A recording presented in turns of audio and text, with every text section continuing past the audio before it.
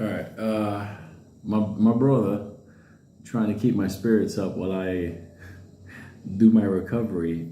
He reminded me about many years ago the first encounter I had with a bear. And by the way, my brother wants me to do Lou versus Wild. So after this is all done and I recover and everything, for some reason, he says that me in the woods will be the most funniest thing in the universe. But then he grew up with me, so he kind of knows. But I'll give you an example. We were talking about a time when I was a kid, okay, Frank was going to go take one of the guys that he worked with upstate New York to go hunting. It was like the first time this guy was going to go hunting. Now, the guy that was going to go hunting was a guy from the neighborhood. He was like, he was basically old angry black man. That's basically how we just there was no way of describing him. I mean, he was just that. He was an angry human being, and but he wanted to get into hunting because he had like a soul food restaurant in the Upper West Side. He was friends with Frank. They all went to Korea together. But he was just a mean motherfucker. He was just that human being. He used to go to his, let me tell you something, the chicken and fries he used to make, they're unbelievable. Like, for real. He used to make chicken in a box with fries and the other stuff. Like, if a doctor told you, if you ever eat that food again, you'll die, and you walk by his place, you'll be dead. Because it was too fucking good. But he wanted to go hunting to, like, whack some animals. So Frank, said, no problem, he's go hunting, whatever. And one day he tells, me and Benny, he's like, listen, why don't you come up with me? We're gonna go up there, we're gonna go hunting. I'm like, I don't want to go fucking hunting. What the fuck I'm gonna go whack an animal? It's a pizza shop in the corner. So anyway, no big deal. Frank wasn't really asking. It was just one of these things. So at the end of the day, me and Benny, we packed up and we're gonna, go up there. Frank got the truck. And all of a sudden, we see Earl getting in the truck. Now, Earl is just, he's dressed up like the fashion of hunting. The Timberland boots, the khaki pants, the vest. He looked like this was going to be his thing. Some people wanted to play golf. He wanted to go up there and whack deers. So, no big deal. So, back in the days, Frank had I think it was Suburban or something? I guess it was Suburban. It was a Chevy. So we're in the back, Earl's in the front, Frank's there, and we're driving. So me and Benny just minding our business, talking about shit in school, girls, stuff like that, whatever. So we drive all the way upstate, deep upstate, okay? So when we're heading out, Frank tells Benny to make sure that he gets everything that he put on, the bags and stuff like that. And somehow in the process of this, yeah, I got everything. And I thought we did get everything. Like, honestly, we did. I mean, so it was one of these things. This is before LED lighting. So it was already like towards the afternoon, so you couldn't see everything. So Frank takes out his shotgun, and we start heading into like this one area where there's like, you can make camp. And then early the next morning when hunting season start, we start hunting. So on the way there, listen, Earl was an angry motherfucker. I don't need this fucking shit. This fucking deer is gonna get fucked up. Wait till I see this fucking deer. This motherfucker don't know. Like, dude, he's threatening the deer like a valley ahead. Fucking deer's gonna be like, who's this black dude coming into the mountains? And all of a sudden, it was just funny because you're just listening to him. Shit, I gotta sleep on the floor. I'm gonna shoot this motherfucker twice. It just wouldn't stop. Now, Earl was the kind of guy that was hilarious because when people used to come into, he was from the South, so he was just one of those kind of like bayou motherfuckers, like from there. But he was up after the Korean War. He went up, he's up in New York because that's where everybody was at, all his people. So as we're walking and stuff like that, he's all angry and we're laughing because the shit he's saying. But it was the same thing he used to say in his shack. We used to have people that used to move in when it was like gentrification. They used to be like, oh my God, this is incredible Southern food. Where did you get the idea to make this this restaurant here? And he was like, oh, fuck you, okay? You come here, you eat your food, get the fuck out of here, okay? I don't want to have a conversation with you. He was that human being. That's why we just called him old angry black dude. We just stopped calling him Earl because it just made no sense. He had thick glasses too. So he looked like, I don't know, like GQ Elmer Fudd with thick glasses. And he's a little bit heavy set. So we're walking and stuff like that. And what's funny about it is, as we're walking, we get to the camp area. I've been there like 2 years before, so I'm like, all right. So we set up our tent. Me and Benny got one tent. Earl had his own tent. Frank was gonna have his own tent, whatever. We set it up. We built this big campfire. We get a bunch of wood and stuff like that. So we're set. We're done. We even had some food because Earl brought some food, so it was like done. We were eating. I was happy as hell. I was like, is there any more biscuits in there? It was that kind of stuff. So I was happy as hell, and it was time to go to sleep. Tomorrow we're gonna go whack a deer. Manslaughter. I'm not murdering him, but I'm associated with them. All of a sudden, Frank goes, fucking shit. You don't hear Frank curse a lot. I think like fucking shit. I left the fucking hunting tags in the truck. So I was like, oh shit, baby. It was one of the things that Benny left out. So he's like, shit, I gotta go get it. We're not gonna be able to go hunting the next morning because you need to have the hunting tags. You can't be hunting season without the hunting permit. So he's like, listen, what I'm gonna do is I'm gonna go back to the truck. When I get to the truck, I'm just gonna sleep a couple of hours in the truck and then I'm gonna come back. So I was like, all right. So all of a sudden, he's taking the shotgun with him. And Benny's like, why are you taking the rifle for? He's like, you can't have it here unless you got a hunting permit. You can't have a firearm on hunting deer. If the game warden comes over and expects the camp, you have a firearm. You can't. You got to take it with me, and I got to bring it back. So now we're in this camp. We got no pistola, no gun, no rifle, no nothing. Okay, we don't even have a pointy rock. But no big deal. We're not thinking about anything like that. Whatever. So Frank disappears into the nighttime like the Chinese assassin. So we're like, bye. Anyway, I was mashed potato, biscuit, chicken. I was corn on the cob. I was happy as hell. I will participate in vaporizing a deer the next day, no problem. So I go to the tent. Benny, go to sleep, and I was like, all right, little motherfuckers, go to sleep. Tomorrow we'll take this shit taken care of. We'll get this fucking deer, get the fuck out of the mountains. I'm like, all right, whatever, dude. Bye, angry black man. So I'm in the tent like that, sleeping. That was the best chicken ever in my life. About 3 o'clock in the morning, this is when it first hit me. I start to hear like on the other side of the tent. Now I didn't really think anything about it. I thought I was hallucinating, whatever. But it's like that kind of stuff. But at a certain point, I start to feel like something moving the side of the wall of the tent, the nylon. I'm like, the fuck is that? So I hit over to Benny, and Benny's like, what? It took him like 2 seconds to hear, and he was like, we had one of those like, one of those kind of things. So we were there frozen like 2 transmifrodates. We weren't gonna move anywhere. Forget it. We knew it was a fucking bear. We knew it was a bear. We knew it. It was like any moment, it was like I said, we're over. He smelled the biscuits in my blood. He's gonna come in and take us out. The bear can tell me to suck his dick. He would have probably won that battle. Also, I was too frozen and too full to fight. So that bear would have done the popcorn. He would have sent me pictures and whatever.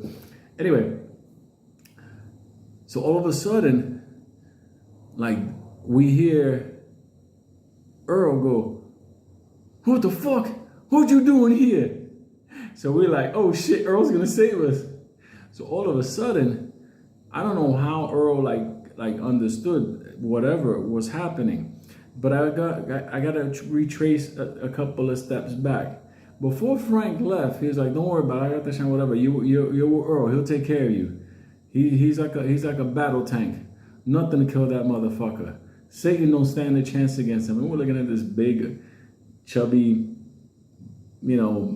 older black dude, whatever, thick glasses, wearing Timberlands and stuff like that. And we're like, yeah, okay. Didn't know that back in Korea, like Earl was like, Black Rambo.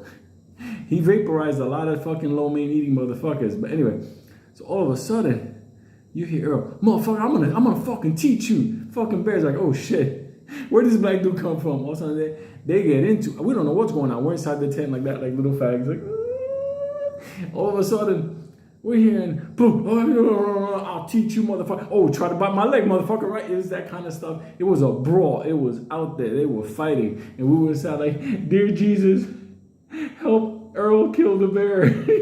So anyway, this shit went on for a while. We heard brushes moving, all kinds of stuff. Every now and then you hear the bear go, I was like, So anyway, at a certain point, the battle outside got quiet. So we were like, okay, everything's done. Whatever, we were praying that, Earl killed the bear or the bear ran away, not the other way around. So all of a sudden, we hear our tent zipper. It had two zippers. It had one zipper was the main fly for the rain and wind, and another one that was like for the mosquitoes. So we zipped up both to not let the wind come in. All of a sudden, we hear one zipper start to open. And Benny's holding on to the other zipper like, who is it? For your heart, like, like that. And all of a sudden, as the half of the other zipper starts, and Earl, he like pokes his head through. We couldn't really see anything. Half of the fire or whatever. And he's like, yo fellas, come out. Come on, he's coming back. He said he's coming back. He wants us to go out there. Zip, we close that shit on Earl like that. Fight, Earl. Fight, we're all gonna die. All of a sudden we're burn, burn. Fucking Earl's like, you motherfucker, I'm gonna kill you motherfucker now. All of a sudden we see the fire outside get really big. For some reason it was like the tent like illuminated. And we could see like Earl like fighting this thing. It looked like a horse.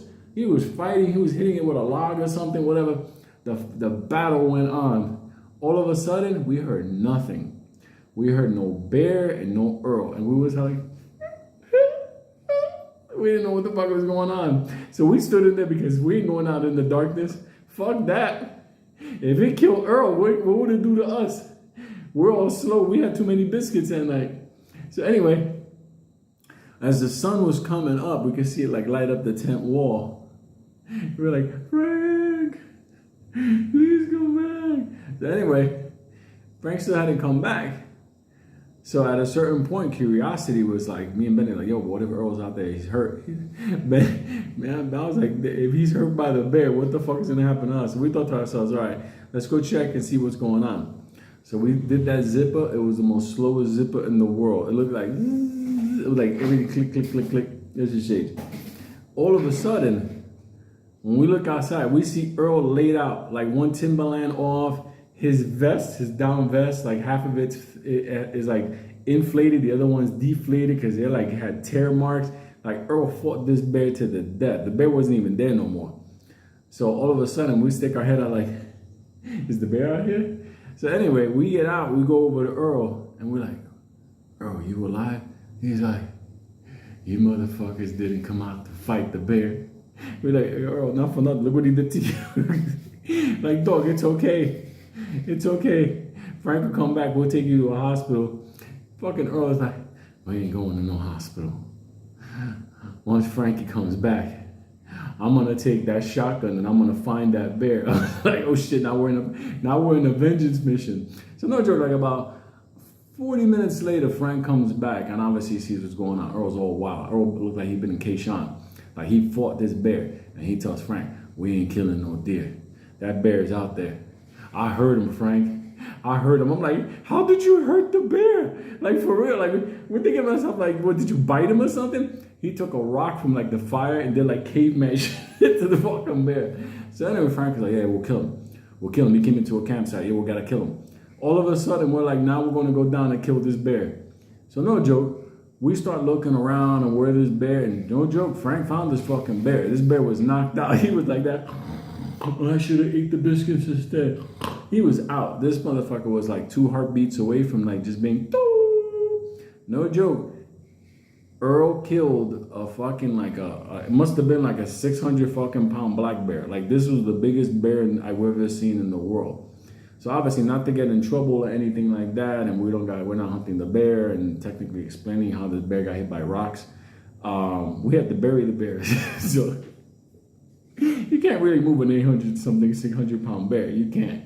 You know, I was thinking to myself, this bear had a fucking head like that. This kind of, it was like, you know, we never found Earl's Timberland, the other one on the left foot. So he had to limp back. No joke. What Frank said about him, he was like a tank.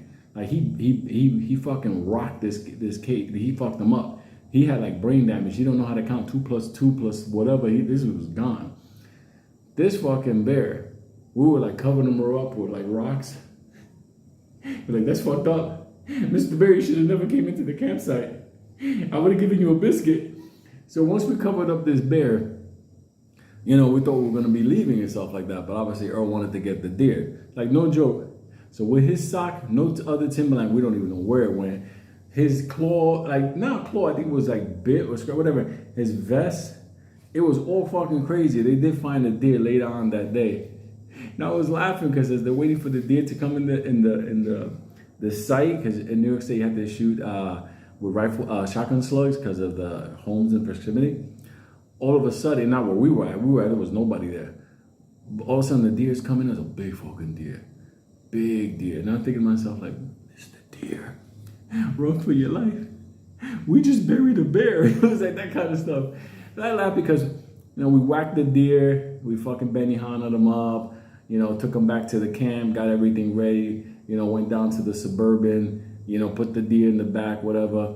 And I was laughing because we went back to the neighborhood and a lot of the guys that were there were like, yo, I was out in the mountains, whatever. So Earl was a funny dude. He was like, I fought me a bear and killed that motherfucker with a rock. No, I was laughing because people are like, no, you didn't. Also, we showed like, yeah, he fucking fought the bear all night long. Earl was a fucking legend. He was a fucking legend. The fact that he went up there and he fought a bear with his bare hands. Now, let me tell you something. It was funny because Earl stood there till he retired with his chicken shack on Amsterdam, 99th Street. Southern food and everything. And I always used to laugh because when there was new guys in the neighborhood that wanted to go fuck around with stores and stuff, I said, yo, don't fuck around with Earl. The first thing that came to my mind, that motherfucker killed the bear with his bare hands. But nobody believed that story. Nobody believed the story that he killed he whacked him. I guess he hit him in the head with a rock or something like that. AT&T, how can I help you? That kind of stuff. So just wanted to tell you the idea of me doing Lou versus Wild, me being back in a tent in bear country, like for real, I'm gonna have to summon the old angry black dude in me again because that was traumatizing. Like no joke. Especially when we thought he was eating Earl. I was like, oh shit, he's coming for us. We're the biscuits. Stop. That's fucked up. Love you, motherfuckers. I never looked at Smokey the Bear the same way again. Giant love. See you in the morning.